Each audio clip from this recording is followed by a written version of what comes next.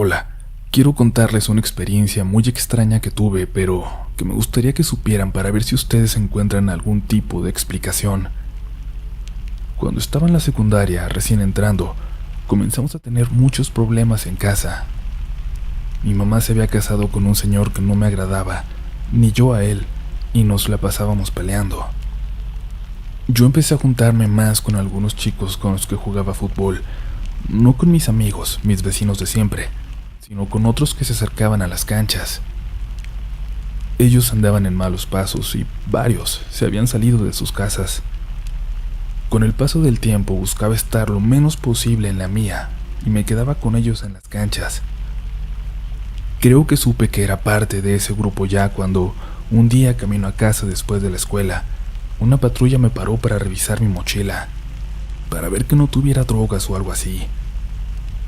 «Sabemos cómo son todos ustedes», me dijo el policía, sabiendo que yo era parte de aquel grupito al que corrían de las canchas en cuanto oscurecía.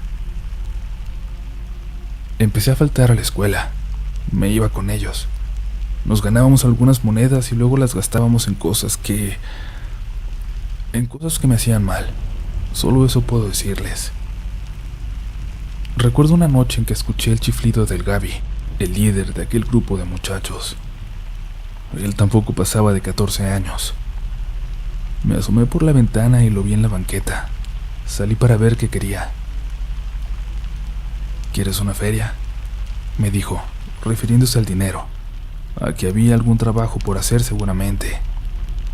«Pues claro», le respondí. «Mañana salte temprano y vete al puente a las 6 de la mañana», me dijo, y yo sabía a qué puente se refería. Ahí, debajo de él, es donde él dormía la mayor parte del tiempo. Era extraño que él fuera el líder ahora que lo pienso, si es al que más mal le iba. Él no tenía una casa o una familia con quien ir, ni en el peor de sus momentos. Pero aquí viene lo extraño, lo que aún no puedo explicar. Esa mañana no sonó mi alarma por alguna razón, pero soy bueno para despertarme. Revisé y sí estaba puesta, pero por alguna razón no sonó. Claro, no es como que fuera algo imposible, que un aparato fallara, así que continué con mi rutina. Busqué mi cartera. No es que trajera nada importante, más allá de la credencial de la escuela y 20 pesos, pero no la encontré. La había dejado en el buró, al lado de mi cama, en mi cuarto al que nadie más entraba, y la cartera ya no estaba ahí. Para serles honesto, nunca más la encontré. Ese día se esfumó.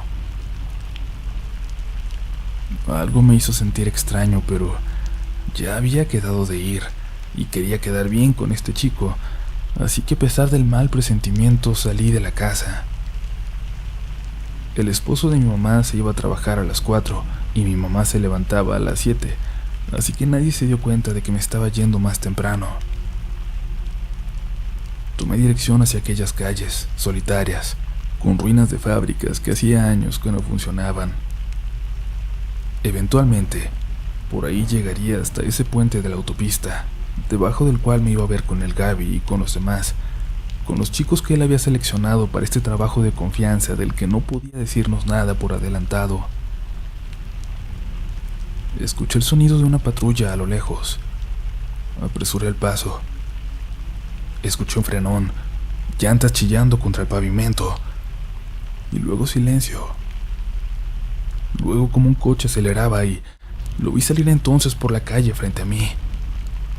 Y era la patrulla la que había escuchado, una patrulla que reconocía, aquel policía que siempre nos molestaba, el que me había detenido días antes. Cuando me vio me echó la luz y aceleró hacia mí. Intenté regresar y caminar de vuelta a casa, pero me cerró el paso en unos segundos. Se bajó y se me abalanzó de forma tan intempestiva que creí que me iba a golpear, pero no. Me estaba revisando, y no como para revisarme como la vez anterior buscándome algo, sino como para asegurarse de que yo estuviera bien. ¿Tienes algún golpe? ¿Dónde te lastimaste?, me preguntaba. Yo le decía que estaba bien, Le preguntaba que por qué me detenía, si solo iba a la escuela. Te pegué, me dijo. Te pegué con la patrulla porque te me atravesaste, pero no alcancé a frenar, saliste de la nada. Yo le dije que no había sido a mí. Claro que sí, hasta tenías la misma mochila horrible que siempre te reviso. De verdad, oficial, no fue a mí. El policía estaba pálido, me acuerdo muy bien. Y me seguía diciendo, te me atravesaste, te pegué. O vi como si te hubiera pegado, pero no te vi caer. No vi nada. Creo que en algún momento se dio cuenta de que lo que me estaba diciendo no tenía lógica y me preguntó que a dónde iba. Sabía bien que no era hacia la escuela. Voy a la secundaria, repetí. Ah, bueno, pues súbete. Yo te voy a llevar, me dijo todavía sin creerme. Llegamos a la escuela y se quedó conmigo hasta que dieron las 7, asegurándose de que entrara. Me platicó que tenía un hijo un poco más chico que yo, que no podía dejar de preocuparse por mí porque de cierta manera se lo recordaba. No son buenas compañías, pero eso tú ya lo sabes. De verdad. Aprovecha que estás a tiempo y deja de juntarte con ellos. Dejé de ver a ese policía por años hasta que su hijo y yo coincidimos en un equipo de fútbol cuando yo tenía 18. Cuando me vio me saludó con cariño, como si le hubiera dado mucho gusto ver que yo estaba bien. Y es que al Gaby y a los 2 chicos que se fueron con él aquella mañana con unos desconocidos, ya no se les volvió a ver, no con vida. Lo que hayan hecho, quién sabe qué, seguramente fue tan malo que ya no los dejaron volver y contarlo. Y sé que pueden parecer casualidades, pero yo estoy seguro que algo muy extraño o alguien me salvó la vida aquella madrugada.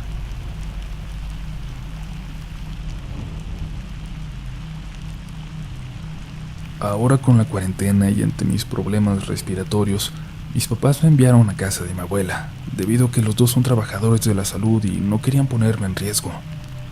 Como mi abuelita también tenía que hacer cuarentena total, era buena idea que yo fuera a hacerle compañía. Un tío que vive cerca de la abuela nos llevaba con mucho cuidado todo lo necesario de despensa para que nosotras no tuviéramos que salir. La casa de la abuela es tan viejita como ella, pero muy, muy cuidada. La abuela está obsesionada con el orden y la limpieza. Cada cosa que se avería es reparada al momento por ella o por algunos de mis tíos. Es una de esas manías que hemos aprendido a valorar. Y yo he salido similar a ella. Quizás por eso nos llevamos tan bien. Tal vez por eso era fácil imaginarnos pasar aquellos meses tan difíciles una al lado de la otra. Mi abuela es una mujer de rutinas muy hechas y siempre a las 5 de la tarde se retira a su cuarto a leer. En ese momento yo aprovechaba para sentarme en su mecedora junto a la ventana, su lugar favorito, y el que me parece perfecto para mirar hacia la calle, para mirar a los vecinos. Ya se estaba sintiendo que me hacía amiga de la señora de la casa de enfrente, que se sentaba también a esa hora en su ventana y me sonreía desde allá. Bueno, no lo alcanzaba a ver con claridad, pero según yo me sonreía. Todos los días sin falta, como yo, ella aprovechaba ese espacio de la tarde, aquella ventana, para observar la calle. Después me levantaba yo a preparar la merienda para la abuela y para mí. Cenábamos ligero y luego me dormía en el cuarto de mi tío Nicolás, un cuarto que de niña me daba miedo, sobre todo por ese closet tan alto, donde cabía una persona y con el que había soñado tantas veces muriéndome de miedo. Ya para estos años, sin embargo, no me provocaba más que cierta incomodidad, ansias, pero viendo que tendría que acostumbrarme a dormir ahí en esa habitación por los siguientes meses, en cuanto llegué comencé a superarlo. Mecanismo de defensa, supongo. Ya tenía casi 15 días ahí cuando una de las amigas de la abuela fue a platicar. También de riesgo ella, caminó hacia allá a las 11 de la mañana, hora en el que el barrio quedaba casi desierto. Se sentó en una mesita junto a la ventana con café que habíamos puesto en el porche. Mi abuela y yo platicamos con ella desde dentro. Luego de un rato de que se fuera, desinfecté lo que utilizó y lo lavé. Ustedes pueden pensar que exageramos, pero yo creo que nunca hay medidas suficientes para proteger a los que quieres. Entre la charla que tuvieron, noté que hablaban muy tristes de Keta, que había fallecido apenas semanas atrás. Qué bueno que no le tocó todo esto de la pandemia a la pobre, decía la amiga de la abuela. Aunque ella nunca salía de su casa, Ketita no hubiera sobrevivido sin los abrazos de su nieta. Tú la conoces, ¿no?, me preguntó a mí. Le dije que yo no sabía quién era Keta, menos su nieta, y ella me dijo que era precisamente de mi edad. Lo cierto es que yo no visitaba tanto a la abuela como quería, como para conocer a chicas del barrio y menos a las que iban de visita. Recuerdo bien que la abuelita se quedó algo triste después de aquella plática. Me imaginaba que Keta era una mujer querida, de esas que se van haciendo familia al pasar de las décadas. Mi abuela se fue a su mecedora, en la ventana de siempre, aquella de la que yo me apoderaba todas las tardes a las 5. Mirando por ella, hacia la casa de enfrente, con esa mirada triste en los ojos, me dijo: pobre Keta, siento que todavía la puedo ver ahí, tejiendo en su ventana como yo, saludándome desde allá, siempre con su sonrisita tan feliz. Me acerqué para confirmar lo que ya estaba temiendo. La abuela se refería a aquella ventana, en la que yo había visto a aquella señora durante todos los días anteriores. Antes de que pudiera preguntarle si alguien más vivía en aquella casa ahora, pude notar la tabla en la ventana, el abandono. No sé si lo soñé, no sé si lo imaginé, pero nada de eso que estaba viendo ahora estaba presente en aquellas tardes que yo me había pasado frente a esa ventana, ni la tabla, ni la ventana sucia y rota. No sé qué es un fantasma, pero sé que no es algo así como lo que yo vi. Intento hacer memoria y creo recordar que aquella escena es algo que quizás vi de niña, a la señora sonriéndome a lo lejos, pero no logro estar segura. Solo estoy segura de lo que vi, de lo que creí ver, de aquella escena que contemplaba como si estuviera asomándome a otro tiempo.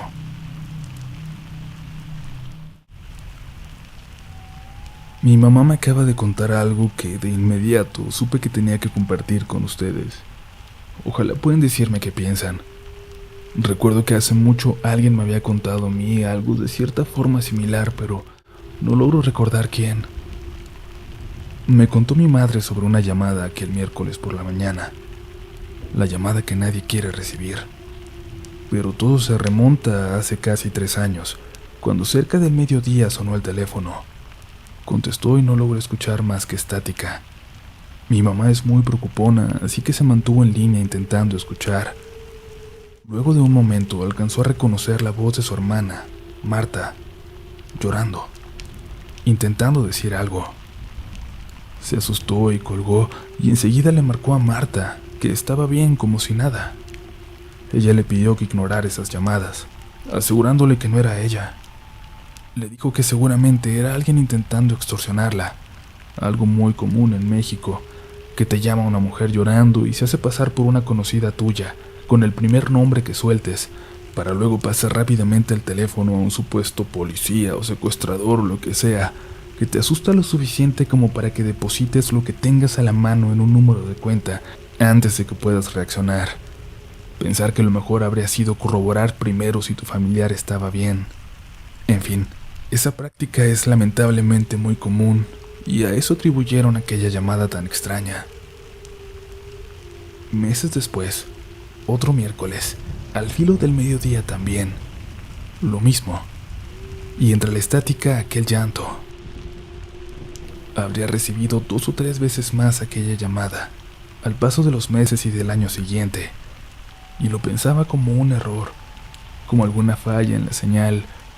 La verdad no es que se preocupara mucho por eso, a pesar de que aquella se parecía muchísimo a la voz de mi tía. Alguna señal de televisión o de radio perdida, pensaba, pero seguramente nada de qué preocuparse.